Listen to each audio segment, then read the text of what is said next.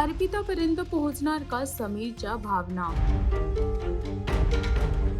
तू अनोळखी तरी सोबती या मालिकेमध्ये समीर जे काय अर्पितासाठी फील करतो त्यांनी ते एका पेपरवरती लिहिलं होतं. त्याच्या भावना त्यांनी त्या पेपरवरती लिहिल्या होत्या आणि त्याच पेपरचा आता मुलं एरोप्लेन बनवून खेळताना दिसतायत आणि खेळता खेळता तोच पेपर, तोच कागद अर्पिताच्या तिथे जातो.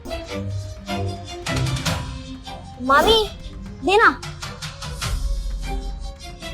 जेव्हा अर्पिता तो कागद उचलते आणि त्यावरती लिहिलेलं अक्षर पाहते तर तिला ते लगेच लक्षात येतं की ते दुसऱ्या तिसऱ्या कोणाचं नसून तर ते समीरचंच आहे.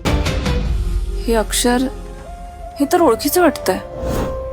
आणि तिथेच समीर उभा आहे आणि त्याला आता हीच भीती वाटते की जर अर्पिताने ते पेपर खोलून बघितलं तर तिला त्याच्या भावना कळतील आणि त्याने तिच्यासाठी काय लिहिलं आहे ते सुद्धा तिला समजून जाईल. तर आता बघायचे आहे की अर्पिता तो पेपर खोलून बघणार का, त्यात काय लिहिलं आहे ते वाचेल का. हे पाहण्यासाठी तुम्हाला तू अनोळखी तरी सोबती ही मालिका पाहावी लागेल आणि अजून अशी लेटेस्ट अपडेट जाणून घेण्यासाठी टेलीचक्कर रिजनलला सबस्क्राईब करायला विसरू नका.